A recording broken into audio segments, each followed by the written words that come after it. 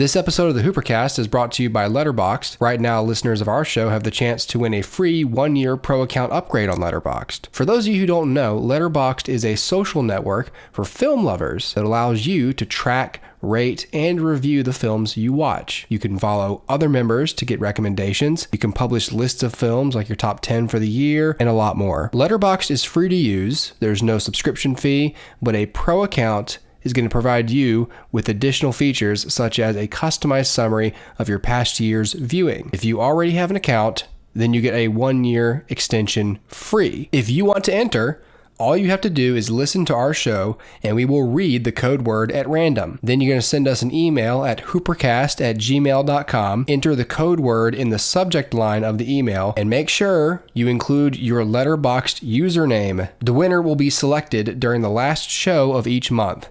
You can also follow our show on Letterboxd. Just search HooperCast. That's letterboxd.com, letterboxd.com, letterboxd.com.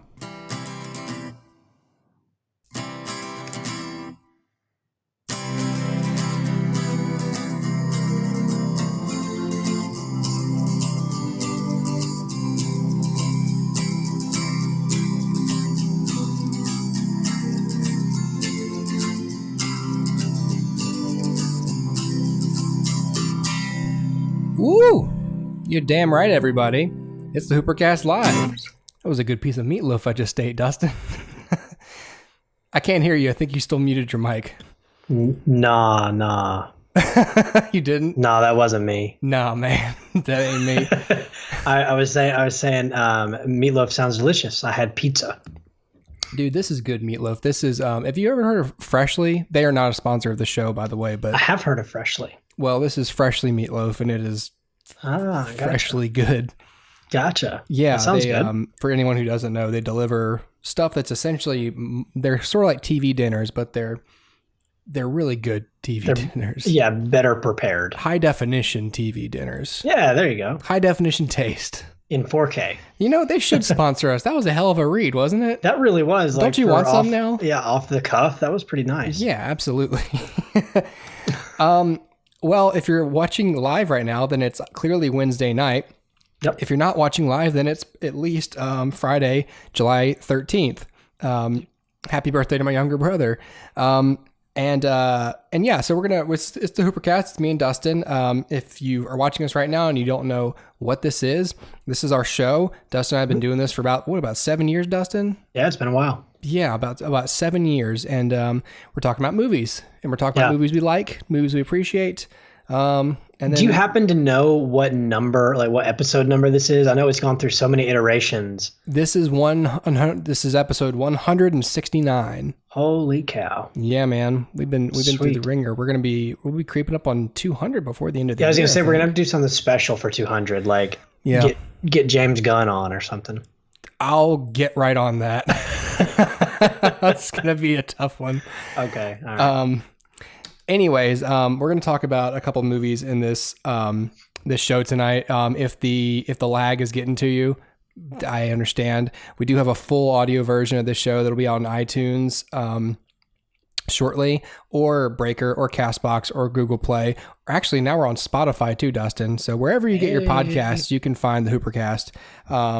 So yeah, no worries, no need to stick around. But this live video will be gone probably about an hour after the stream finishes. So you'll have to wait till a certain amount of time in the future. Actually, you can go to Patreon and get the full video, but we're going to talk about all that kind of stuff later. We're not going to bug people right now with all the salesy junk. Right. So Dustin, we both saw The Incredibles 2. We did. And we're here to talk about it today. Your first attempt at seeing this film was a failed one because you had car trouble. Correct. As previously discussed. Yes. So it probably felt good to sit down and not have car trouble. It did. No, we went, and everything went well. I mean, so I do have a story for you though that I think you will find interesting. I hope the viewers do too, but I know that you will, because I know you are a glutton for stories like this. I'm also a glutton because I am eating dinner right now. You are a glutton as well, for meatloaf apparently. So long story short, because I could expound on this, but I want to keep it succinct. Sarah and I, my wife, we sat down and we were like, okay, this is a good seat. Like everything's great. And then a few minutes in, I think it was like four, I don't know, maybe like late high school, maybe like freshmen in college girls sat down in front of us. And like, I thought, okay, maybe it won't be too bad. Like they're talking through some of the trailers, whatever. I mean, that's fine. They're trailers. I still don't like it, but okay, they'll shut up for the movie. You're naive, Dustin. But like during the trailers and stuff, they're like Snapchatting and like literally like taking out their phones and like, doing the whole thing. And like flashes are going off like in the theater, like towards us. And I'm like, first of all, we're behind you. So do with a front facing camera, at least, please. And secondly, don't do it. Like, just don't do that. And so during the movie, like there was a few times where they were, a little off putting, but they were by and large okay. And then at the end of the movie, they decided that it would be really funny.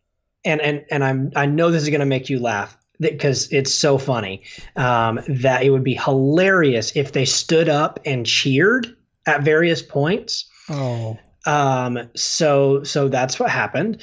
And it was really one girl in particular who like stood up and was like, yeah, and like cheering and, making a fool of herself. But she got her comeuppance because once like the credits hit, her friends were filming this too, by the way, like filming her cheering at the end of The Incredibles, which I kind of wanted to lean forward and go, you're pirating this movie right now. I did not, but anyway, so they're like, filming her or whatever. And they're going to put it on Snapchat. And the girl who was doing the cheering then looked at the video on one of her friends' phones and immediately, like, because this is how loud they were being, like we understood what they were saying. She immediately shut it down because she noticed that she had massive pit stains and did not want that on Snapchat. So she got her comeuppance. Like she was like raising her arms, like cheering, and there's just like sweat, like pouring. And so she was like, "Don't put that on Snapchat." Oh my gosh. And I was just like, "That's what you get. You get to feel bad about your pit stains now." And then through the credits they were like Snapchatting and doing flashes again and stuff. And I'm like, I know it's the credits, but again, you're pirating this film and stop. They were doing the Snapchats, but they had their elbows to their sides. Yeah, they were all just like John McCain. Yes. I know that's why he doesn't Snapchat. Right, correct. The pit stains. He just needs a selfie stick, and then he can hold it like. Yeah. But yeah. So that's the type of experience we had in this film. But we did still have a good time. But that's what happens when you go to the theater now. Yeah, no kidding, dude. We my wife. This is a rare event as well. My wife actually. This thing. There we go. Get up there. We actually saw this movie in the theaters as well, obviously in the theaters, or I would have been guilty of pirating it myself. You were watching those girls' Snapchats, right? Yeah, I sent them. They were plants from me. I sent them to test you. Oh, gotcha. We saw this at the Nexus Theater, the Nexus Theater in Mobile off of Cody, which if you've been there, you know that the good thing about the Nexus is that they serve alcohol, but because they serve alcohol, they do not allow unaccompanied minors in the theater. Sweet. So even if you are a teetotaler, you get the added bonus of adults always being present. So there's no shenanigans like that. So, we really enjoyed that. We had, we ate something. I think I had like a taco or something. No, I had a Greek salad during this film.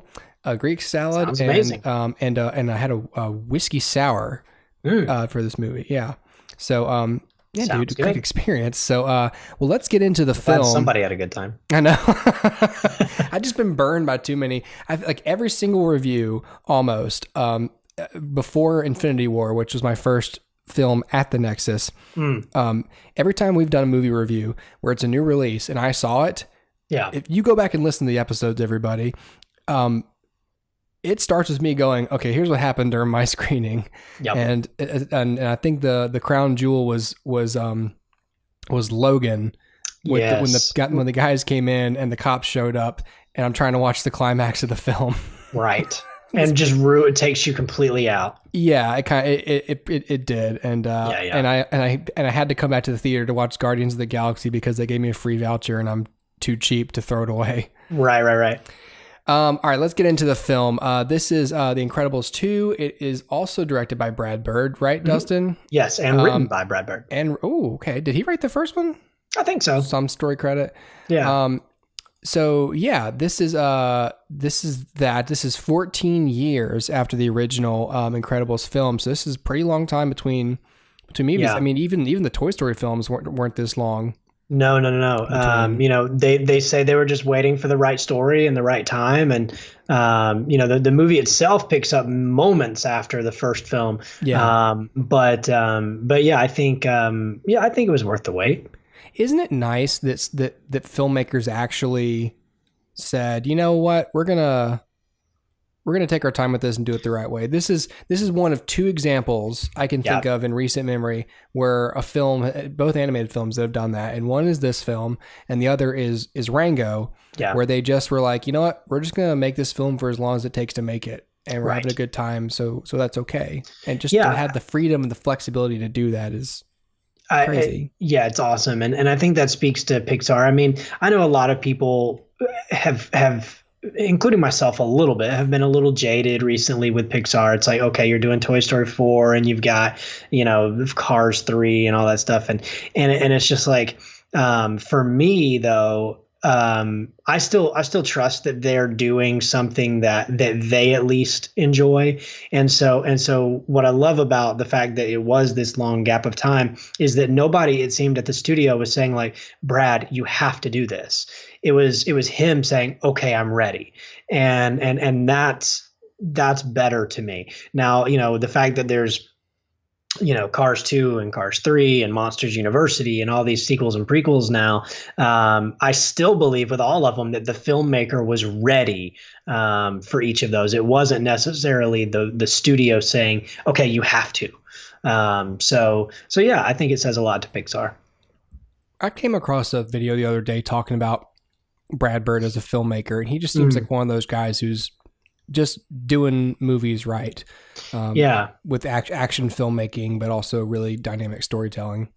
Yeah, he definitely understands character, and I mean, you could go back to the Iron Giant and realize like the characters in in that specific film, no matter how big or small those characters were, they had personality and they had desires and they had distinct voices, and I think that that's just a hallmark of a good storyteller. And I think you couple that with the fact that he's actually a good director. You have somebody special. Well, let's get into the plot of this film. So as you said, this film takes place right after the events of the first film, which if you've seen the first movie, you know that the movie ended with them at Dash's track meet, and then the Underminer attacks whatever city they live in. Yep. And Metroville, I think. What generic comic book city. Yeah. And so that's how the film begins. They confront him, stuff happens, and basically the superhero protection program that they're sort of a part of that was like the last straw kind of. So they're kind of on their own.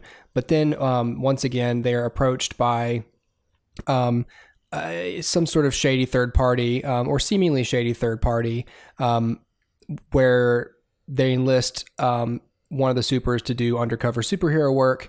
But this time, instead of Bob, instead of Mr. Incredible working, essentially just to earn money for his family, which was the first film, it is actually Elastigirl. It's Ellen, who they want to do the work. Because the goal of this endeavor is to put a good face back on hero work.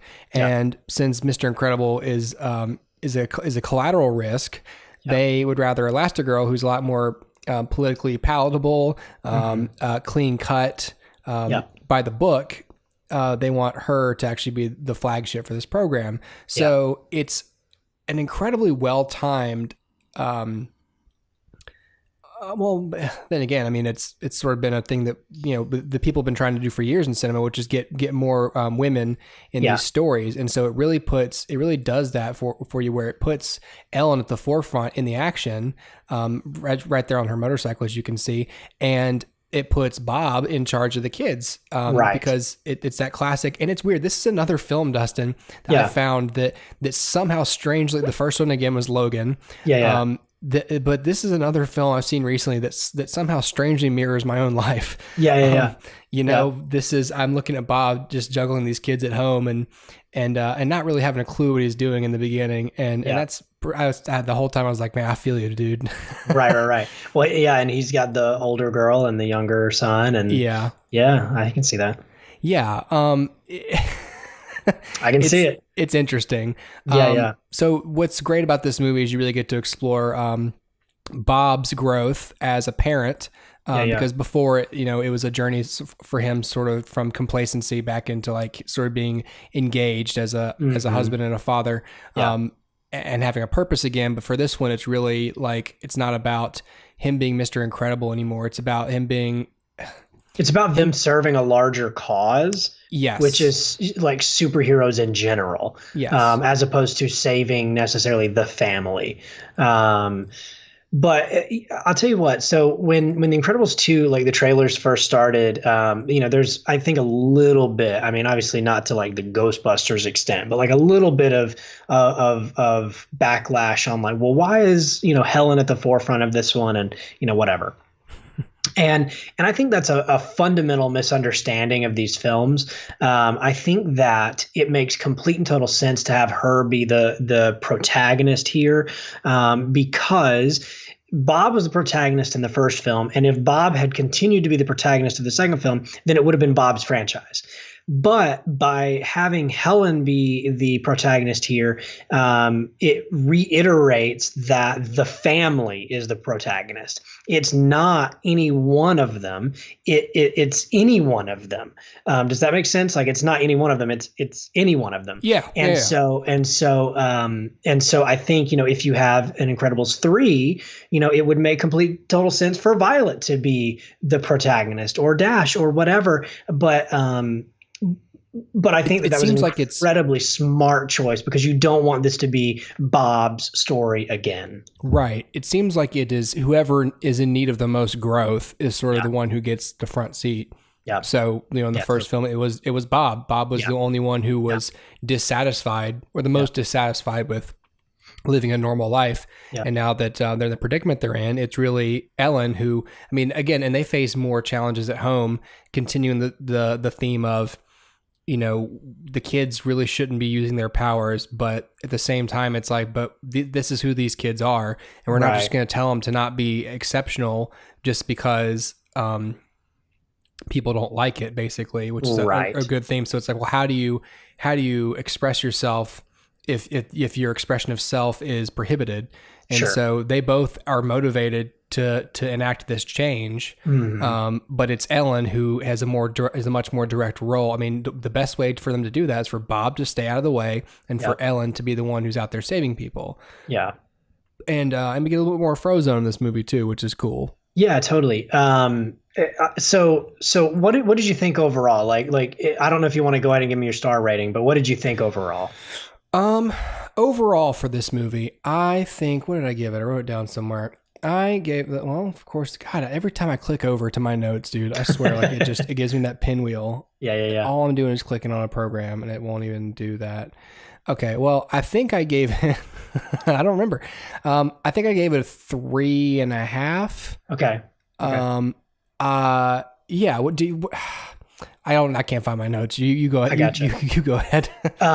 So I would say a 4. I think to give it a 3 would be just inappropriate. And to give it a 5 would be inappropriate. I would give the first one a 5. I'd give this one a 4. I think that if anything, what The Incredibles 2 did best was remind me how perfect the first film is. And I watched it, leading up to this one, and on the big screen, no less. And it was absolutely just as good, if not better, than it ever has been. It absolutely holds up. The animation is beautiful. All of the showcasing of the powers was, so smart and groundbreaking, and I think that this one maybe doesn't have as much, groundbreaking. It doesn't break new ground in terms of anything really, but it does give us a good solid story that's made up of very interesting and lovable characters, and those characters learn things and grow, and it espouses the belief that family is important, and that each person in the family unit is an individual and part of the unit, and I think that that message is beautiful, and that really everything the film had to say was beautiful. I think, maybe overall, like we mentioned before, the fact that the story is maybe more about saving a larger cause may, at least in my mind, make it feel a little less focused. And that may be a detriment, but at least for me, but yeah, I can't go below a 4 on this one. Yeah, I gave it a 3.5. Okay. Yeah, fair enough. And I thought it was a really great continuing story for the family. As I said, it's a really, as the first one is, it's a really good marriage story. Yeah. Like I said about the shifting roles within the marriage, especially in contemporary days. Although this is pretty clearly set in the 60s. Yeah. But yeah. Because you mentioned marriage, I hate to cut you off, but because you mentioned marriage, can I just, so I saw an article, and I don't remember where this was from. I want to say, well, I won't say. Anyway, I don't remember where this article was from, but the article was essentially Helen needs to leave Bob right now, was like the headline. Oh, fantastic. And the whole thing was about like how at the beginning, when she's chosen over him, how he kind of has to grit his teeth and like bear it. They're like a husband should never have to do that about his wife. She needs to leave him. She deserves better, like blah, blah, blah. And I was just like, that to me is the absolute opposite of what these films are about and what these films say. These films are about like, hey, your partner has a problem. You give them grace and allow them to grow. Yeah. And by the end of the 90 minutes, they will have grown. And, right. and I think that anyway, sorry. No, sorry it's to fine. derail. It's okay. Like you're right. I mean, it really is about sticking together, if nothing else. He grimaces, but it's not like, oh, great, the woman is in charge. It's more like, oh, like I'm just used to like my strength being able to solve everyone's problems. Right. That's literally what I did in the last movie, and that was a happy ending. Well, and you have to think like Bob's the kind of guy who would be picked first in every sporting event and who would be the most popular. He's very proud. Yeah, and he's a larger than life personality. And I think, look at his size. Like he can't go anywhere without being noticed. And I think that to put him in the back seat, it's not that he didn't want to be behind his wife, and it's not that he didn't want to support her. It's that he's not used to being second. Yeah. He's not used to coming in second ever. And so I think that completely fits his character. And by the end of it, he's okay. It's not like at the end of it, he's still like, oh, you stupid woman, like get back in the, like, that's not what this film is. If that's what it was, then there's a problem. But anyway, sorry, I derailed it. Go ahead. And he's learning to speak the language of his children, which is something that especially, like I said, especially in the 60s, dads just did not engage the way that Bob Parr is trying in this film. Correct. And the way that, dads are today. I mean, it's definitely a shift in gender roles within the marriage in the past few decades or whatever. Just from men being more like involved in the day-to-day lives of children. I mean, there's always been exceptions, but it's a lot of it has really been mom really, it really is in charge, really like essentially manages the kids, and it's the dad who kind of comes in, wants like an overall input in what they're doing, but doesn't want to micromanage anybody. Right. So it's really interesting seeing a character like Mr. Incredible go through that, especially in a kid's film, and as Jack's powers develop, it's a pretty clear allegory to me for special needs. Yes. To a certain extent. I mean, whether it's autism or any other sort of thing, Jack communicates in a very random and different way, and the whole family adjusts and learns how to communicate with him, and to live with him, and without once like even showing frustration, and like just like and if it's frustration, it's because he travels to another dimension and and speaks in their heads until he reemerges from the beyond. The kids don't have really as much of an arc in this movie, but like you said, it's not really their story. They are supporting characters to Helen now. So they don't really change in this one as much as in the first one, simply because in the first one they went from don't ever use your powers to sometimes you need to use your powers. And that's the same thing here. It's like, don't use your powers until you need to use your powers. But I'm assuming this third film will mostly have to be the kids' stories. Well, and like I said, I think that using this story to play into the larger world, to reestablish supers in this larger place, I think something had to be put on the back burner. And I hate to say it was the kids. In a way it was. And it's not that they didn't have anything interesting to do. They certainly did. But, Dash, in the first one was like acting out in class. He wanted to show that he was the best. He's a show off. He's, this is going against his personality. He's very much his father's son. And then like by the end of it, they allow him to join the track team, and he's, sort of showing off, and you know what I mean? Like he's getting this thing that he always desired. Likewise, Violet, who, I think pun intended, is invisible to the boy that she likes, at the end is self-confident enough to ask him out. And I think that there are clear arcs for these characters. And in this film, neither one of them really had that much of an arc, like you said. Maybe Violet more so than Dash, but at the end of the day, Violet kind of ended this film in the exact same spot that she ended the first one. But maybe that's not a bad thing, because it's still interesting to watch. I don't know if that makes sense, and maybe I'm disregarding everything I learned about screenwriting, but the fact that they didn't have an arc, it bothered me, but it didn't bother me. I feel like I'm contradicting myself a lot in this review. It bothered me initially, but then I sat back and looked and said, no, everything they all did in this movie made sense. And ultimately, I respect movies and I enjoy movies a lot more when they do that. There's always this initial feeling of, there's more they could have done. But then I think, like for instance, there's not really as much, maybe there is, but the action in this film, I felt like there was less than the first film. Yeah, definitely. But having a really big third act again made a lot of sense in that film, because that's everyone sort of coming to fruition. The kids being allowed to use their power, like to Dash to run as fast as he can, and Violet gaining the confidence to be able to make the force fields, and just that was all very, very in line with what needed to go on in the story. And to an extent, Syndrome organized it that way to showcase himself. Yeah. It had to be big. Yeah.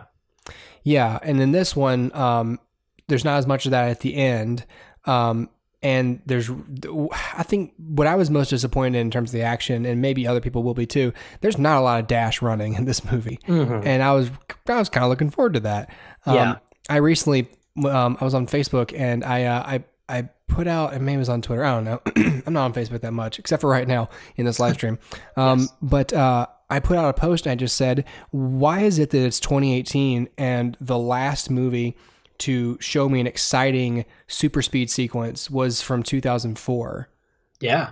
No, it's true. It really, and there's a couple of people who are like, oh, what about Quicksilver and X-Men in Days of Future Past? And I was like, okay, well, that wasn't that impressive. That was just sort of slow motion. Right. That was kind of cool, but I wouldn't call that exciting. I think the way that I would sort of categorize it would be with Quicksilver. It's like, technically proficient. It's like, okay, this is Sure. really cool on a visual effects standpoint and whatever. But with Dash, like you actually get the sense of like Danger and excitement. And yeah, you kind of feel like you're running fast. Yeah. With Quicksilver, he's moving fairly slow. I mean, normal speed. Sure. So we don't get the exhilaration. We don't get the adrenaline rush No. that we do when when Dash is running on water. Like when he Right. first, like you hear his footsteps, and then all of a sudden they just disappear into splashes, and like that is amazing. Yeah. So maybe I think people might be kind of put off by that, but again, it's in service of the story. And I love that. Everything is story driven. It's not in service of some cheap sequence. Like, hey, let's have an action scene here. Right. So well, because the action sequences, like you said, are kind of few and far between. Right. They use their powers only when it made sense. So that might be a letdown to some people, but I think it was really bold of them to go this heavy on story over action in the follow up, in a long anticipated follow up to a really action driven first film. And again, like I said, there's going to be this third film, and I hope it showcases their powers more. Presumably they'll be older, and presumably if we're following the pattern here, it's going to feature the kids up front. And so there's going to be a lot more cause for showcasing powers, because if nothing else, the kids are less mature and less cautious than their parents are. And so they're going to use them anyway. But especially if it's a big third film, I want to see some more running. I want to see Dash Point. Dash Point. Yes. But 3.5. I mean, I couldn't go as high as a 4 to where I was like, oh, this is like really, really good. But I certainly respect it for all the choices that they made. I just think it's a little less exciting than the last film, so that's kind of why I docked the score a little bit. But that's how I feel about The Incredibles 2. Yeah, it's still highly recommended from me. Obviously, I feel like if you're interested in seeing this, you've already seen it at this point. But if you haven't, if you've been on the fence, if you've never seen the first one, which where have you been? Watch the first one and then go see this one. I think they're both worth your time, and like I said, the first one still holds up. So it's not like you're going to be sitting through it and going like, oh my gosh, the animation's awful and blah blah blah. Like it still looks good. It still is a good movie. And in my book, it's one of the best Pixar movies ever. And this doesn't quite reach those heights, but it's still better than a lot of the trite that comes out these days. So I would highly recommend it. I think,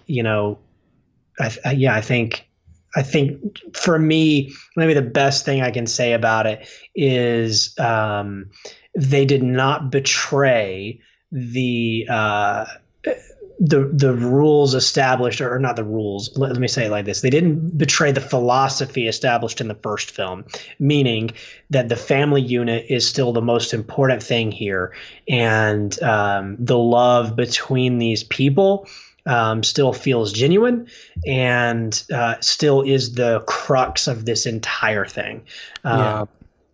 And they never once decided okay, what we're going to do is we're going to make Helen look really good and Bob look really bad, and we're going to make the kids look really, whatever. It was all everybody is still as lovable as they always have been.